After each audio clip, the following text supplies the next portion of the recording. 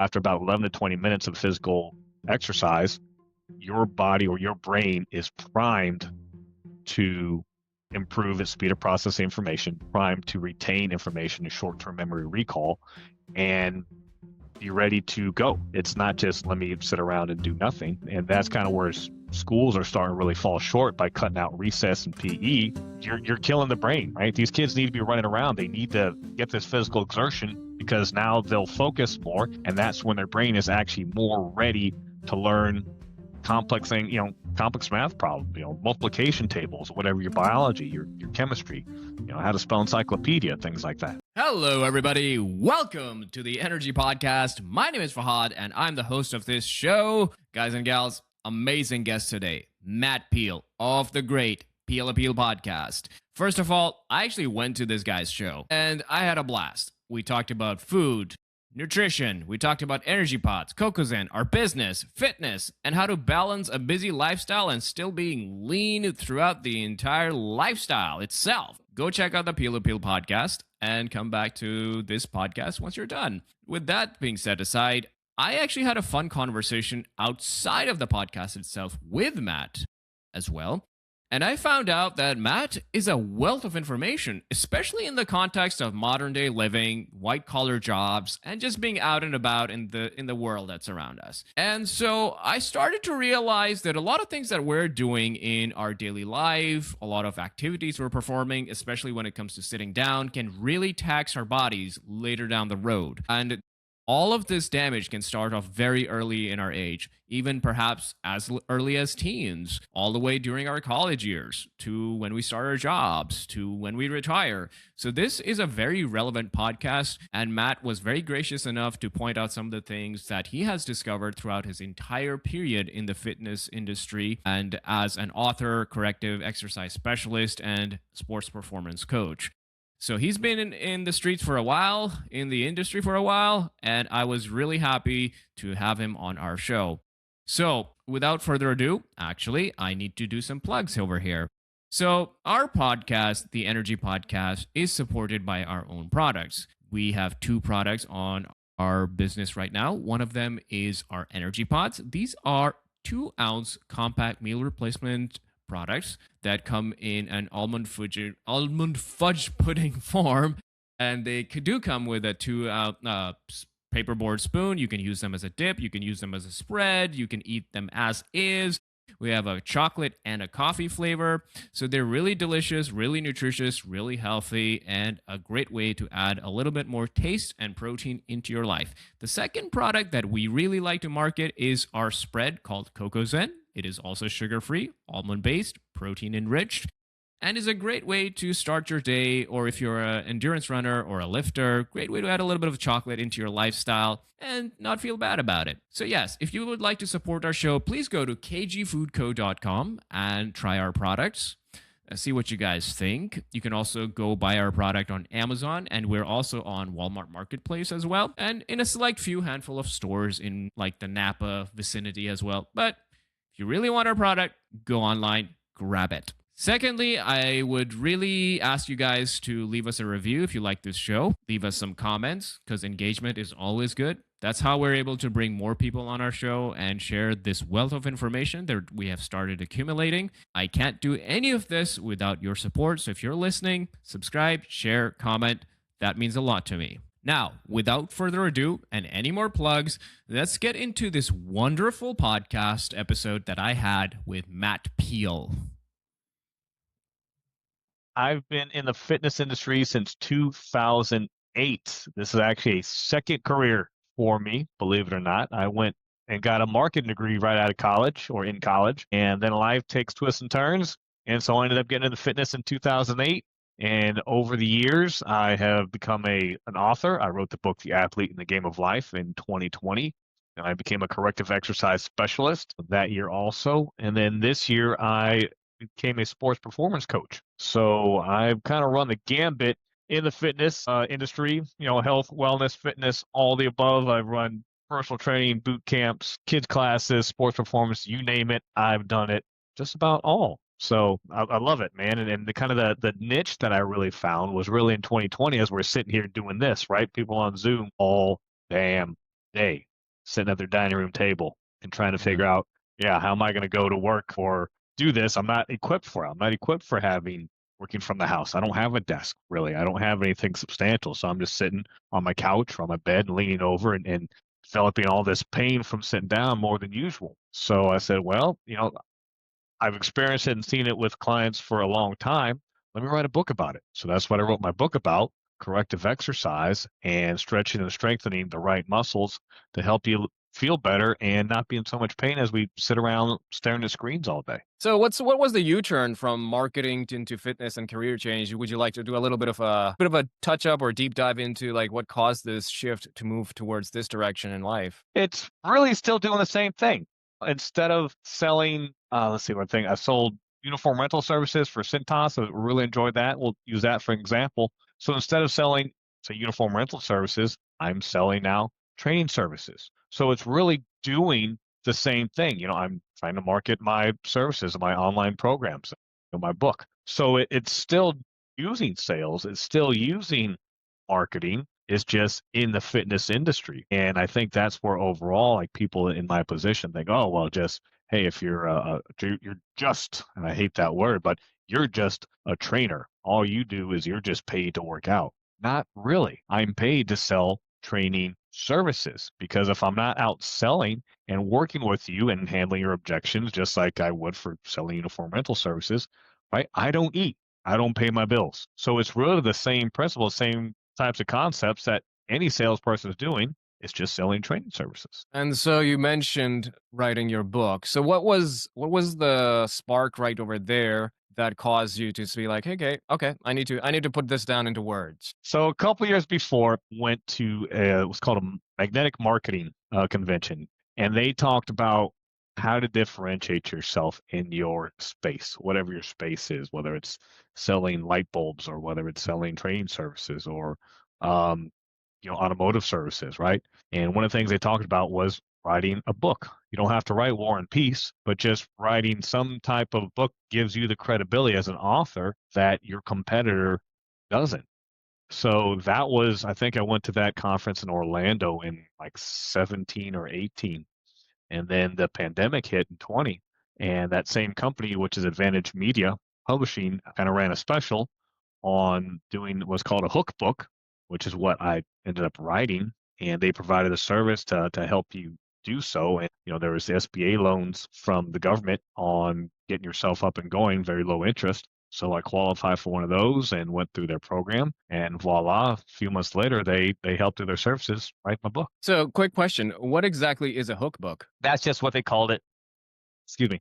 Hook book is just a very short book, about 55 pages or so, 60 pages, whatever it is, and just kind of gets to the meat of what your story is. It's really about positioning yourself, again, in your industry that's different.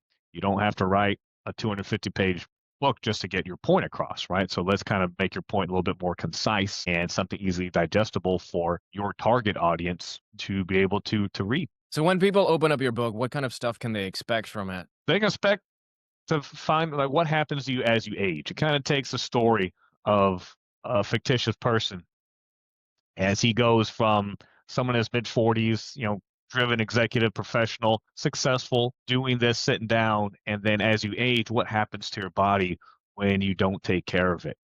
And some useful tips on your kinetic checkpoints, all right, your major joints in your body. What happens as you're sitting? What muscles get weak? What muscles get over tight? And making sure that you're stretching the correct ones that are tight and strengthening the correct ones that are weak. Because typically we'll do the wrong thing. Like we'll stretch the ones that are already over lengthened and weak and just create more of an imbalance. Gotcha. And you talk about, how a lot of people, when they go to work, at least the majority of the population, any idea how many people are in a cubicle sort of job most of the time? Man, it's lots.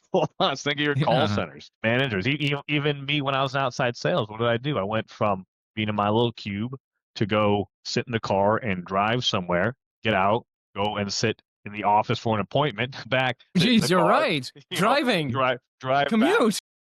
Drive back to my office where then I went and sat down in my cubicle. So you're still sitting, whether it's at your cube, whether it's on the train, on the bus, or in your car, you're still sitting. So just to put these things into perspective, let's say if you are in California or San Francisco Bay Area, over there, people sometimes end up commuting 2 to 3 hours just in their car. I never thought about it till now. It makes sense. Like you're sitting in the car, you're still sitting.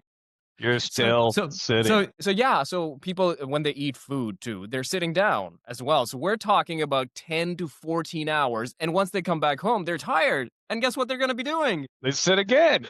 You sit down and you stare at your television, or you got your tablet and you stare at your screen. So we're sitting. Sitting literally is the new smoking, and that's out there because we're so sedentary. Everything is right here on the damn fingertips on our phone. We have to now really force ourselves not to sit down and get out and go somewhere and get out and do something. So I'm excited about this, actually. You mentioned this in the notes as well. So now that we've established that people are sitting 14, 16, like the waking time, they're literally just sitting. Heck, some people who are doing their bikes, no offense, they're also sitting down to like bike or Right. stuff. So the question then begs over here is that how does the process of just sitting down all day or manifest itself long term when it comes to someone's physiology or their body composition or their posture, or how does that influence them? So the body does something called remodeling, and that's as you're in a position and you have overuse. And sitting, believe it or not, is overuse because your hip flexors, for example, your quadriceps, your abdominals are constantly contracted or constantly on. So they're always shortened. On the back sides, literally, your hamstrings, your glutes, right, your lower back, they get overly lengthened and weak. So we have to stretch those front muscles, those quadriceps, your hip flexors, your abdominals, your chest, your pectorals, and we have to strengthen then your hamstrings, your glutes, the muscles in your upper back to now bring yourself back into good postural alignment. Because if not, that's when you start to get hunched over, and it hurts to when you try to stand up straight. And you can't stand up straight because your muscles have now remodeled themselves and pulled your bones and your tendons and your ligaments into this new position. And from a neural pathway standpoint, that becomes your quote unquote normal. So the dysfunction that your body has, your brain says, no, it's not dysfunction. This is actually normal. So when I work with clients to now bring their bodies back into proper posture, and the body's saying, whoa, that's not right. This isn't how our muscles and the activation of our muscles is. We have to learn new neural pathways to now fire and activate the muscles properly, bring them back in what they call their proper length tension relationship, which is a lot of syllables and vowels and consonants. But basically bring the body back in a proper alignment so that your muscles can fire correctly, and then you can do things like bend your knees to pick up bag of dog food, a case of water on the floor, instead of just leaning over and using your lower back. You can actually use your glutes and stand up and do the proper lifting position. That is so interesting. So when you work with clients, do you show them like a routine that they can follow per day, per week, or kind of like tailor a solution for them? Is that what the kind of like approach that you got? Yeah, that's what I call a personal training, because everybody has different imbalances, is what are called, muscle imbalances. And depending on how you sit, I mean, do you sit and kind of turn yourself to the left? Are you going to turn to the right? Do you cross your leg one way? Do you cross your leg the other way? Do you cross at the ankles? All these things then manifest themselves in movement compensations.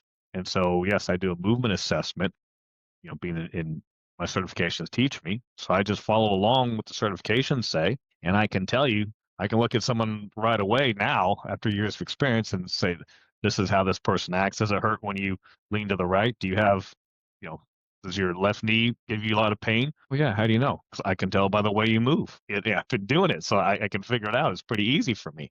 But for someone who can't see that, or they're not trained, and they're trying to figure out, oh, I never noticed that I completely shift to the left when I do a squatting motion. That is insane. Now that you mentioned squatting, because I'd imagine when you would be in it, your mind's like, oh man, I don't know if you want to walk into the gym and start seeing all these people who think, oh, I do it. You see them all like, yeah, this guy's doing like 300, 400 pounds of deadlifts or whatever. But then the guy starts walking around and you're like, oh man, I wish we had a conversation about this. Do you notice like in people in the fitness community themselves that consider themselves, not per se athletes, but people that are highly productive people, business owners, professionals, those kind of people who kind of want to create a balanced approach. Do you notice like the after effects of the choices that they make outside of the gym and and during their work that just manifests in the gym itself? Like, how do you see that? I see that again in their movement, in their posture, and how they're kind of hunched over or favoring again one side or another when they move. And again, that's from the neural standpoint. They don't notice that that's incorrect because that quote unquote feels right. But when I get them and I manipulate them in movement and put them in the right posture and say, okay, now do this squatting motion, for example. And they say, man, feels so awkward. I said, I know, but look in the mirror, look at your feet, look at your knees, look at everything lines up now. Go back to your own position. Now look at yourself. And then they finally notice and they go, oh wow, I never figured that out. I said, yeah. Again, is that why you have problems in your left lower back? I do. This is why. So it's eye-opening to them, and then they just have to retrain their brains literally to now move properly up and down instead of, say, shifting to the left. Gotcha. Do you have like maybe you don't have to drop a name on here, but do you have like a success story where you noticed somebody who went through with your process and you noticed, wow, yeah, that did a bit of quite a substantial change in their lives? Oh yeah, I did a number of clients. I just worked with a guy. He was in his name is Neil Hennigan, and he'd be more than happy to I name drop him. He's retired. I think he's early 70s or late 60s, for example, and just very hunched over and just working on his upper posture. And one of the things he noticed, he goes, Matt, I can actually turn my head further now than I could in the past, and never really realized it just from basic few stretches and rotator cuff exercises we've been doing. I said, yeah, man, it's just the little things that you then pick up, like turning your head, like being able to turn your head to the right more, and you don't have to shift your whole body just to look, say, think of it from a safety aspect, look to see if a car is coming in your blind spot, right? So before, if you're driving, you can't turn your head, you got to turn your whole body around. Now, at least you can get your head a little bit further around. You still stay square to the steering wheel, right? And you're not pulling yourself completely out of position. So you don't see the car in front of you, maybe stopping short. So it's those little things like that that clients get the victory on. And a lot of that is in the book, talks about stuff like that. That's where it's the small things. It's the small things that people notice. So, um, people who are pre-internet age, they're still alive, Right. myself included. So Yeah, have me you too. noticed, yeah, have you noticed like is there like a progressive worsening of these issues that's happening pre-internet, pre-smartphone, pre all of that stuff versus like the people that were before that period versus now? Or is it just like a consistent issue no matter what? People are, because we are using computers more, and we have to use a computer, right? That it's, if you don't have it, you're literally dead in the water now. So what's happening is these symptoms, for example, are just being shown earlier in life instead of someone in their late 40s and 50s. Now I'm seeing this in people in their late 20s because Yeah. they've been sitting in school, and now they're sitting again right into the job. They've stopped playing their sports if they were playing sports, and they're now in the cube world. Right, so they're sitting in this cube world. They put on 30 pounds since they've graduated from high school. Let's say you're freshman 15 in college. Now you put on an extra 30 by the time you're 25, 26, because you're still eating like you're 16 years old, Waffle House, and now drinking more, and they're in pain and they feel bad and they feel terrible, but they don't realize that they feel bad and feel terrible, right? You don't know how bad you are until someone points it out to you and shows you. And it's like, oh shit, yeah, you're right. So they're just seeing these postural symptoms at an earlier age than before. So what you're stating over here, in a sort of a nutshell as well, is that it's not just about stretching, it's also about strengthening weak muscles that are just taking way too much load, perhaps, than they should be, or they're just not being used enough. So, like, how would we sort of phrase this if I'm getting this right? Yeah, they're not being used. They're being over lengthened is the technical term. Let's say weak. So your glutes and your hamstrings in this sitting example are very weak because they're too long. And so you can't activate them properly. And that's why people have problems and low back issues, because it's pulling your body out of alignment, and your low back is having to do the work that your glutes need to do, but your posture is so out of whack with your quads dominating everything and your abs dominating everything, you can't actually squat down properly.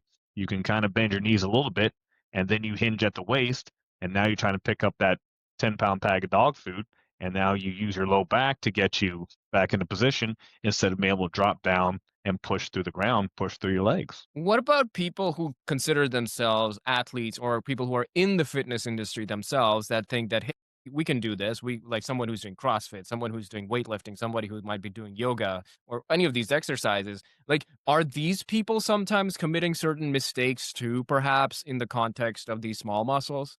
Sure, I'm just as bad as I'll give myself as an example. So I just started a TikTok a few months ago. So sitting on my phone like this and having to edit this stupid video that I've made and make all the edits and adjustments to it, my right shoulder I feel is protracting. And so when I'm doing chest flies, for example, or bench press, it hurts because I can't retract my shoulder like I want to, because I'm leaning over to hunch forward it because I'm right-handed. So I'm using my right hand more. And I know when I've been on the phone too much because it just hurts. And I have to now focus on stretching my pec, doing rotator cuff exercises to work my, the back of my shoulder to take that pain away.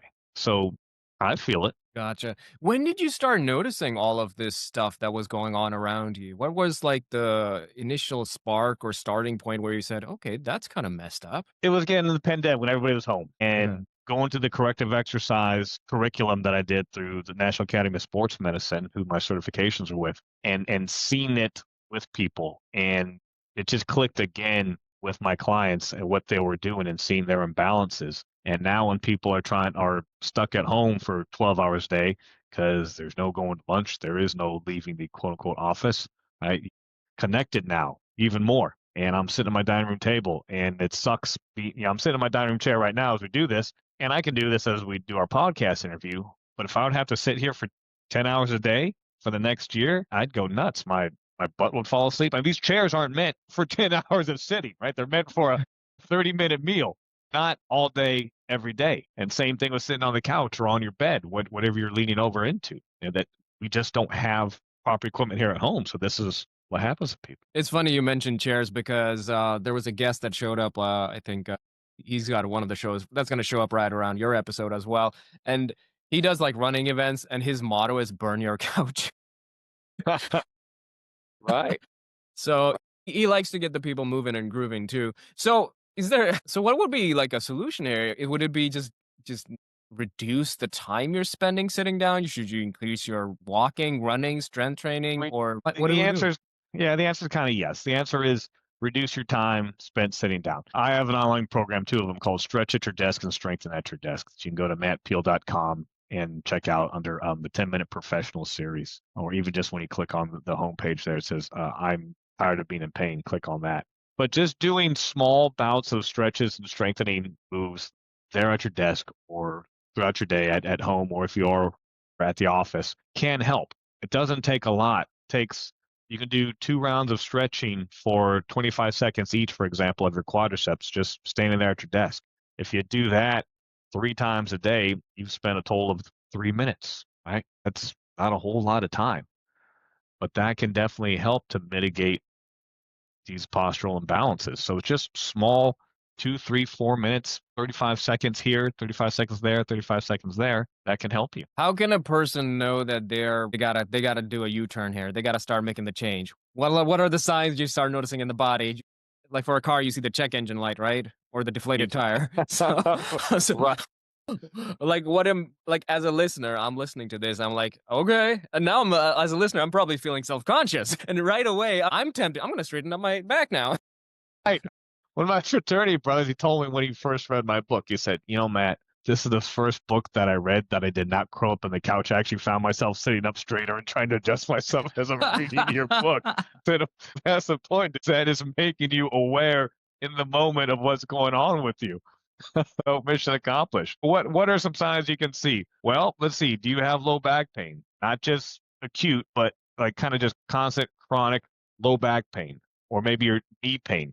Do you notice that you cannot squat down properly to pick something up off the ground? Are you just leaning over at the waist instead of bending fully down at the knees and being able to say, again, pick up that case of water? Those are a couple warning signs right there that, hey, I'm really kind of out of whack. Then are you out of breath walking from your house to the mailbox? Like that might be another sign for you. Yeah, I find that to show up when I'm overtraining a lot. It's like my breathing just gets really crazy. So you talk about sports performance training for executives and professionals to enhance their cognition. So what's the whole issue over there that's going on? So when we're talking about building neural pathways, right? Cognitive function, there's something called neuroplasticity. I don't know if you've heard of that term. So neuroplasticity is things like when you have a stroke, for example, you have to relearn how to walk or relearn how to talk. So it's the pathways in your brain that have to be reformed so that you can activate, again, these muscles and learn this stuff.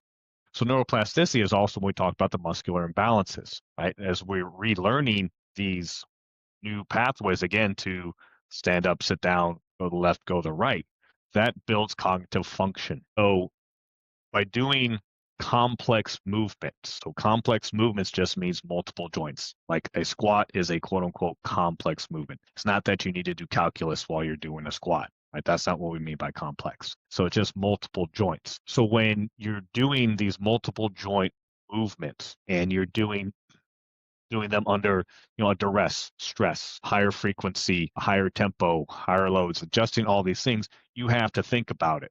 Your brain is now building more brain cells in your hippocampus as you're going through cardiovascular conditioning, as you're doing these complex movements. That also puts a positive stress on your body. In doing so, through this adversity, through the stress, think about professional athletes. Not only are they at the top of their game physically, but really what makes a difference between a pro in college, it's really not their physical talent, it's their brain, right? Look at these quarterbacks. You got a good college quarterback. He can't make it in the NFL. Why? Because of speed of the game, right? He can't catch up with the speed of the game. So for executives, being able to now learn this adversity, deal with this in a physical training setting, is going to now help them to make decisions faster. It's going to help them to improve their speed of processing information. It's going to help them to deal with stress and adversity at a higher level than previously before, which can then lead to more profitability and better decision making in their line of work. Run me through a scenario over here, or perhaps you can use a previous client that you've worked with in the past in this realm to elaborate this further. Like, how has that enhanced their productivity or problem solving skills, whatever the practical takeaways are? So I also work with medical professionals, right? And believe it or not, medical does not necessarily mean that they've learned wellness techniques. In medical school, they teach you how to write prescriptions, not how to prevent writing the prescription. So yes, I have medical professionals that work with me, and in putting them through various types of training, now they're able, because their speed of processing information, they're able to make better decisions faster, which then helps with their patients, which then helps them when they are prescribing medications, which helps them when they are under duress and work in the ER, for an example. So they're able to deal with this on a higher level more positively, positive stress while they deal with their adversity at work, and they're less fatigued because their body is now also used to going through this stress. When you add the mental on top of it, they're just able to function at a higher level. So is this more of a physical exertion style workout that they're going to be incorporating, or is this going to be more like a mental sort of workout? It's a different type of physical exertion, right? It's not just doing, here we go, we're going to do a set of bench press, and then we're going to wait 3 or 5 minutes while we stare at our phone and scroll through Instagram, and then do another. Hey, I got called out. I'm just kidding. Right. And do you wait another 3 minutes while scrolling on the phone, like I see a lot of teenagers do in the gym. So it's combining bench press in right away now going to a farmer's walk or going to do pull-ups or lat pull down and then taking a rest. And doing more in less time also helps you because you have to think about what you're doing for your proper form so you're not hurting yourself. And then if you add various tempos to that and some other plyometric skills and or cleans, deadlifts, things, those types of, again, complex movements, that's going to help your cognitive function. Gotcha. So I see you're basically throwing a lot of these different challenges, layering this practice, and then they're like, you gotta adapt, but you also can't go crazy because then out of form, you're going to cause harm to your body as well, Right, which becomes right. counterproductive. that kind of like a Right. good way to summarize it? Correct. It's not, it's not the CrossFit style of we need to smash ourselves every single day and not worry about our form and things like that, right? It's about let's still do it properly, but we're just going to tax ourselves a little bit more and use different types of energy systems, our anaerobic and some aerobic energy systems at the same time. Again, because that's how you build cells in your hippocampus through basically elevating your heart rate. Interesting. I didn't know that. Do you want to expound on that a little bit? Yeah, you build brain cells in your hippocampus through physical activity, not through brain games. When you elevate your heart rate and go through a physical exertion and into aerobic type exercise, that's the best time that your brain is also plastic and you're able to learn after these exercises and your heart rate is elevated. And you can look at the 2018 physical activity guideline report from the CDC. It talks all about that. So it's not just about, let's wear face masks or anything like that, but the 2018 physical activity guidelines is very important. And it talks about how after about 11 to 20 minutes of physical exercise, your body or your brain is primed to improve its speed of processing information, primed to retain information in short-term memory recall, and be ready to go. It's not just let me sit around and do nothing. And that's kind of where schools are starting to really fall short by cutting out recess and PE. You're killing the brain, right? These kids need to be running around. They need to get this physical exertion because now they'll focus more, and that's when their brain is actually more ready to learn complex things, math problems, multiplication tables, whatever your biology, your chemistry, how to spell encyclopedia, things like that. Holy moly, Matt, you're blowing my brain apart right now. I did not know any of that stuff. I'm so out of touch. And this shatters the whole meathead myth where people call people at the gym or working out as like, gym rats and meatheads. No, now it makes sense. And this is anecdotal. There's no science behind it, but I do know that some of the smartest people that I have come across have a very balanced fitness and sort of like a physical and job and work-life balance going on over there. So I guess that makes sense. But man, that is insane. So how early should they start? Should people start incorporating something like this into their life? Any of this stuff that we've discussed? Well, again, at an early age in school. And that's where recess is important, is free play, social emotional learning. But the point is you're getting out there and elevating your heart rate, you're exercising, then you come back in and your brain's ready to go. Doing in PE, like actually doing physical education, not just let's go play dodgeball. Let's learn how to do a bear crawl. Let's learn how to do a push-up. Let's learn how to do a lunge. Let's learn how to balance on each leg. Let's learn how to balance each leg with your eyes closed. So that's where it starts in long-term athletic development in kids. And then we just take it now through teenagers and adulthood of continue just to be physically active.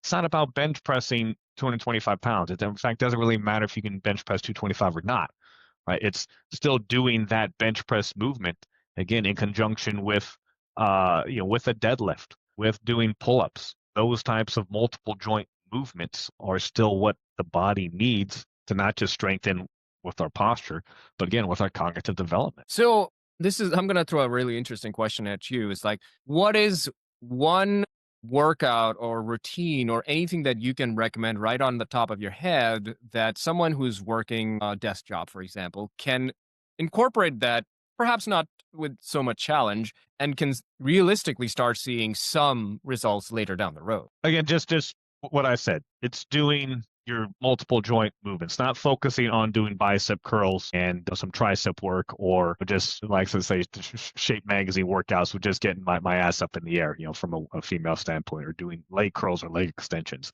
It's doing squats, lunges, deadlifts, shoulder presses, bench presses, pull-ups, or lat pull-downs. The more muscle you have involved in a movement, the better your body can respond and strengthen itself for normal activities.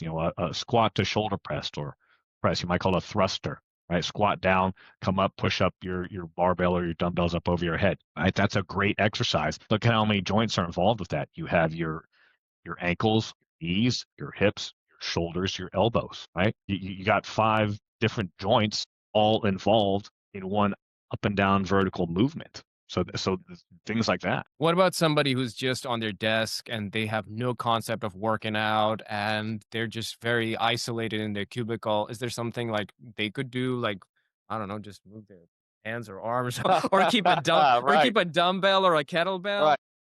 That's why I would say go to my website and get strengthened at your desk. That's going to teach you some moves you can do right there at your desk in your work clothes. But yeah, you can do sit stands. Basically, just squat down a little bit, sit down so your butt barely touches the seat, and push your feet to the ground and stand up. That's a squat. A squat is just sitting down and standing up.